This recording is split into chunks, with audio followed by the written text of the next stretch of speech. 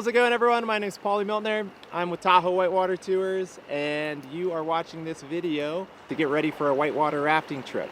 This is a river orientation / safety talk, which is given at the beginning of every rafting trip prior to embarking on the rafts.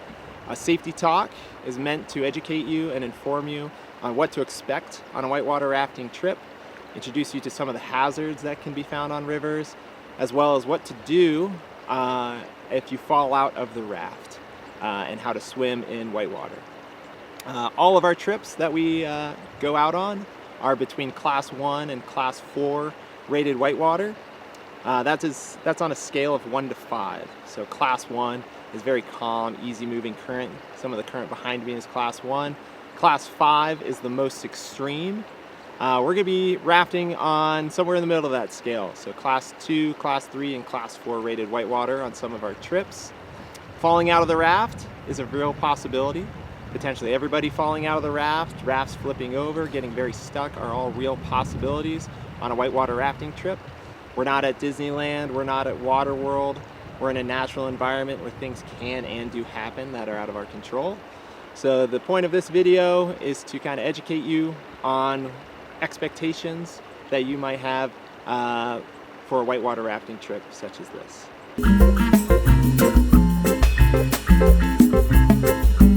All right, gang, in every river we see a whole bunch of hazards. Rocks, trees, fast moving currents.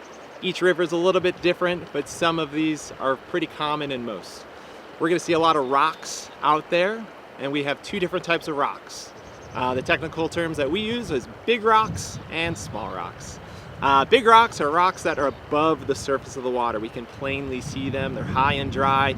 They might be big boulders. They might be big walls. Our small rocks are rocks that are just at the surface of the water and everything that make up the river bottom. Those are typically what we consider the small rocks. Your guides are going to be asking you to paddle those rafts, maneuver through the river, asking you to paddle forward, paddle backwards. We call these paddling commands and not paddling suggestions, because we're asking you to move those boats and help us move those boats to avoid these rocks. Okay? Sometimes we're going to hit those rocks with the raft. Not a big deal if we do. Generally, if that boat comes in contact with a rock, your guide is going to say, hey, bump on the left, bump on the right, lean in. We want you guys to be ready for that bump and that jolt. Okay?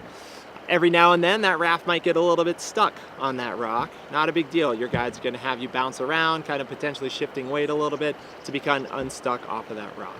Usually continue on downstream, not a big deal if we hit rocks.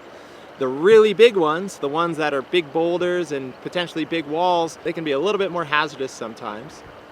And the reason that is say we've got a really big rock here, our raft is coming downstream. Again, we're going to try to avoid it if we can. But every now and then that raft might hit that rock, okay? All this water pressure and this downstream current is going to continually push on that raft, and it's going to potentially push that raft vertically up the rock, okay? Water might fill in that raft and make that raft really stuck and plastered against the rock. We call that a wrap. Or that boat might continue climbing from all that water pressure, potentially flip. So not very fun situations with those big rocks sometimes. So we, again, are going to try and paddle as hard as we can to get away from that rock in the first place, but we also have a secondary command, which is called the high side. What the high side is as this raft is coming into that rock, potentially hits that rock, all this water pressure pushes that raft vertically, we have a command called the high side, and what that is we're asking everybody from this low side of the boat to climb, climb, climb, climb, climb, get all our weight up top here on the high side of the raft. Our body weight up here potentially can push that boat flat against the surface of the water. We can hang out there and figure out which way that raft is going to move around that rock. So those are dealing with rocks, okay? We're going to try to avoid them if we can. If we come in contact, get ready for a bump. If we come in contact with a really big rock, potentially get ready for a high side.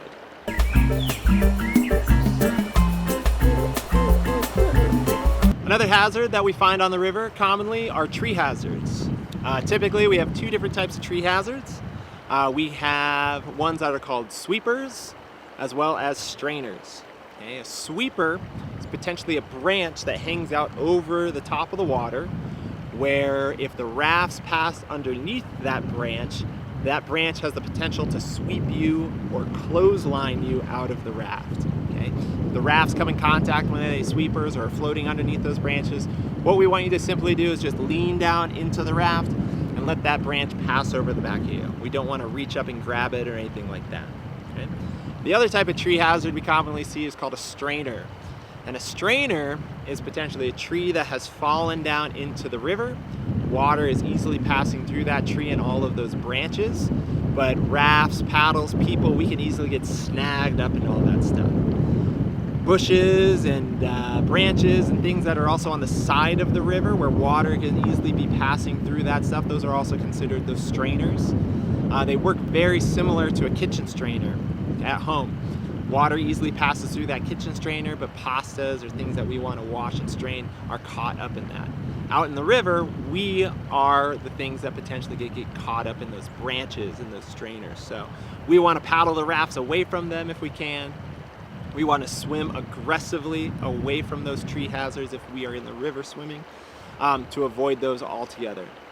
If we have no choice and we're swimming and it looks like we are going into that potential tree hazard, what we want to do in that last case situation is aggressively go at it and try and climb ourselves up on top of it. That way, if we do become potentially stuck, we're at least up on top rather than potentially underneath. So those are the tree hazards that we commonly see.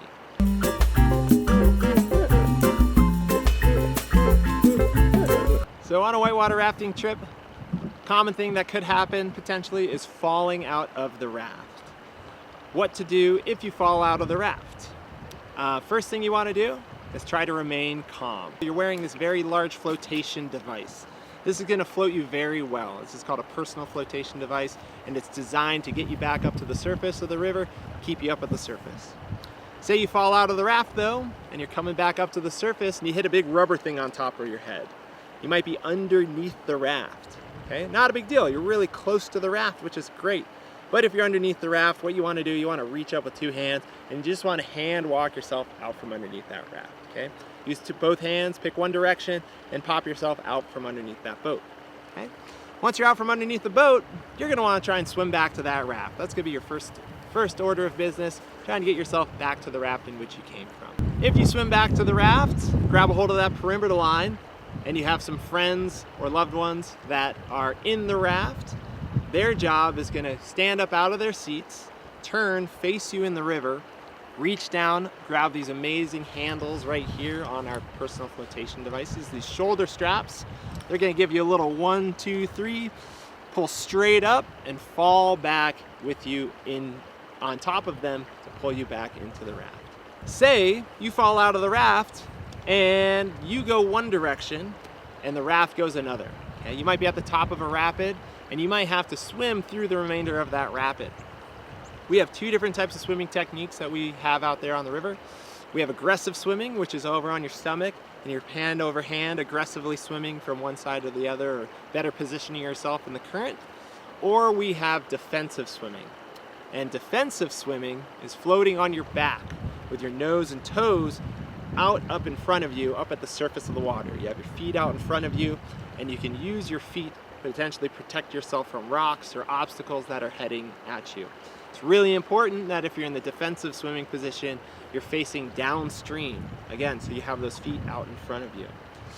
If you're swimming in the river today, gang, there's one very, very important thing to keep in mind, is that we want to keep our feet up to the surface, not dragging them along the bottom or potentially trying to stand up. The river has all sorts of rocks that stack on themselves in weird ways.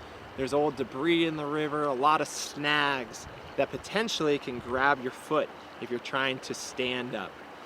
If you try and stand up in the river and you get your foot snagged, this is called a foot entrapment. It's a really scary situation, but can be avoided by, again, keeping everything up to the surface. Alrighty, so you fell out of the raft, you got in that defensive swimming position, and you're bopping downstream, you're avoiding some rocks, you're pushing yourself off of some obstacles, and you might be swimming to the bottom of the rapid, or we're gonna be trying to direct you on where to go.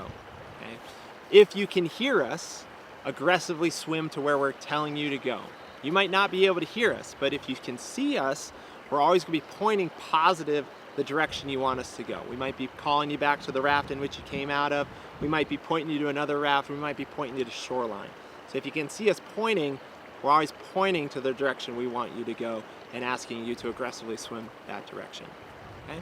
If you get near, we might be using a few rescue tools. One of the rescue tools we have is a paddle. Everybody has a paddle when entering our rafting trips, and this can act as an extension of your reach. You can have a 4-foot extension of your arm, say if you keep your paddle and you're right out of reach of a raft or shore. The rescue technique we have is called a throw bag. A throw bag is essentially a bag full of rope, and this is another rescue tool we use to get you back to shore in case you're floating downstream, and we can use this tool to get you. If we decide to use the throw bag, we are gonna make sure you're aware of it first. We're gonna give you a big loud whistle, boop.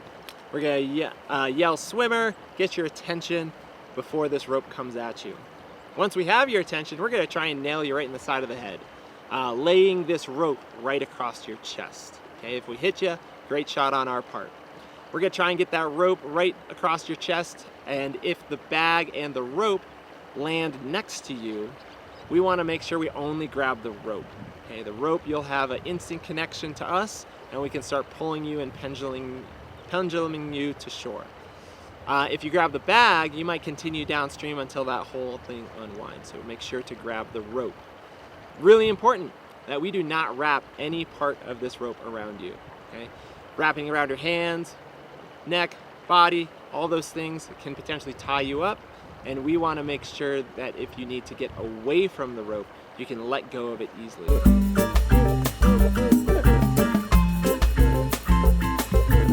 Each river is a little bit different. Each river has their own set of hazards. So this video isn't meant to cover every single one, but some of the common things that are found on whitewater rafting trips. Before we go rafting, your guides are going to be asking you some questions concerning swimming ability. Does everybody in your group know how to swim? If not, no big deal, just let us know. If some of your members don't know how to swim or are not some strong swimmers, we're gonna still go rafting. It's just something we want to be aware of. Health concerns. If there's anyone with heart conditions, diabetics, asthmatics, anaphylactic shocks to bee stings, nut allergies, recent surgeries, bum shoulders, bum hips, any of those items that might be a concern for you participating in this activity, just let us know. We'd love to know that stuff ahead of time before embarking on a wilderness rafting trip. So let us know and we'd be happy to take you out. And again, thank you for listening and watching this video. Sweet. Let's show the best non-swimmer around right there. Yeah, right. Hey, Rusty boy!